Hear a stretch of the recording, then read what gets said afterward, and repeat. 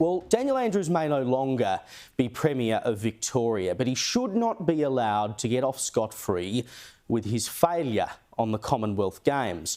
We learnt today through documents tabled in the Victorian State Parliament that the Andrews government secretly contracted law firm Arnold Bloch Leibler in June this year, a month before Mr Andrews announced the 2026 Commonwealth Games were being cancelled to help negotiate the exit strategy.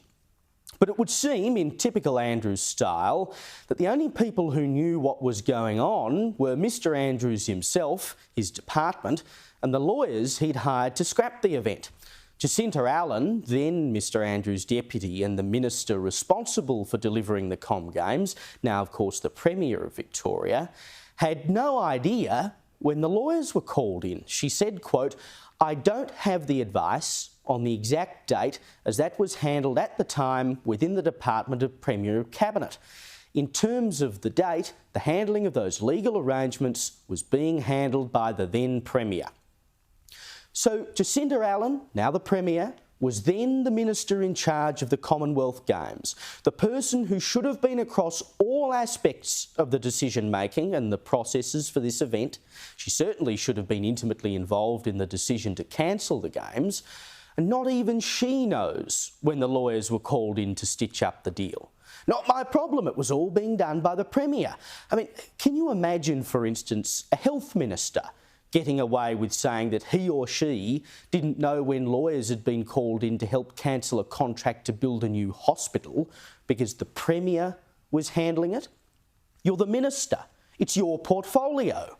You can't just palm everything off to the Premier. I mean, what's the point of having ministers if the Premier makes all the decisions anyway? She does, however, say she knew that there were lawyers involved.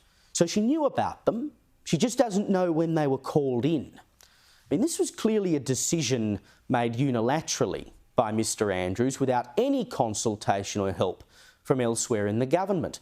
It was his decision and his decision alone. The lawyers, as I said before, were contracted in June.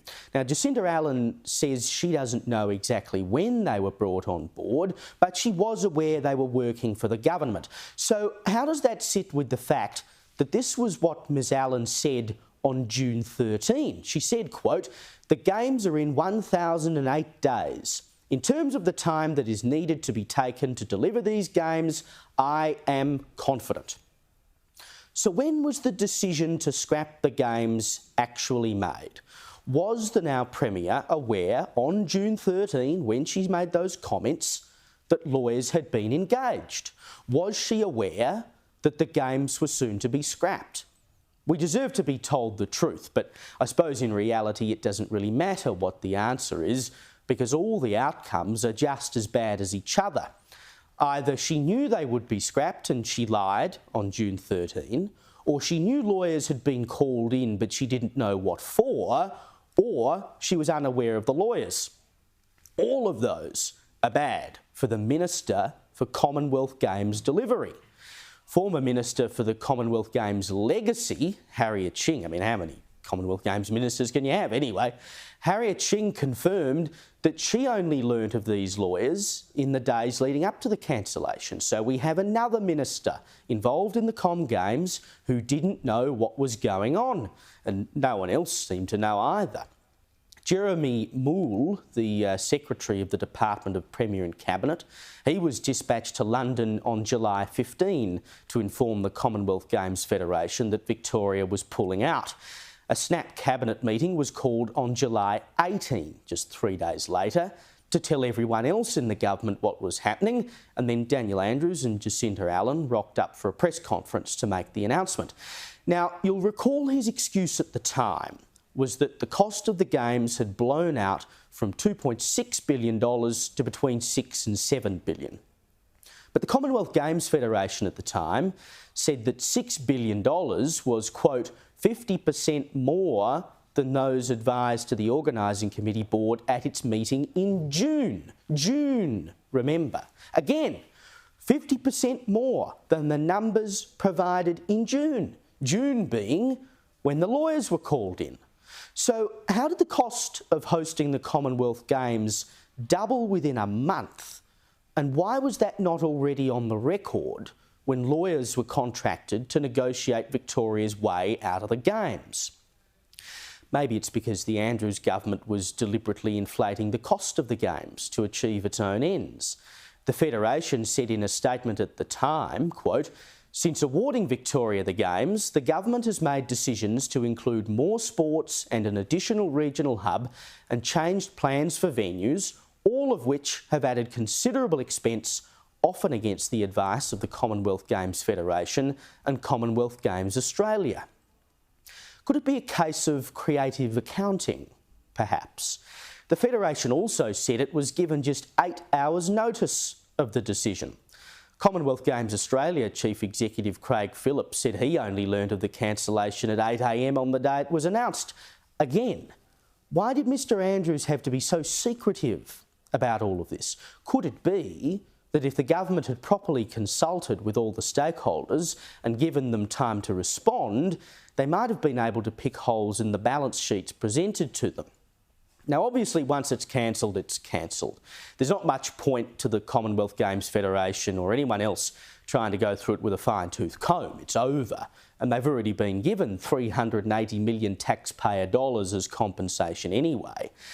But the people of Victoria, and the people of Australia, and the rest of the world for that matter, given this would have been an international event, deserve to know what really happened. All of these previous statements and events I've mentioned tonight, when held against the revelations that lawyers were working on the Comm Games exit deal in June, raise a bevy of new questions and concerns. Both Daniel Andrews, and Jacinta Allan must come clean on what they knew and when. When exactly did they learn that the cost of delivering the Games had more than doubled? On what basis had it more than doubled? Why, when you were handed a report in 2019 that suggested hosting the Commonwealth Games in 2034 would be your best option, because to do so earlier would exacerbate financial risks, did you decide to announce a 2026 regional Comm Games 7 months out from a state election?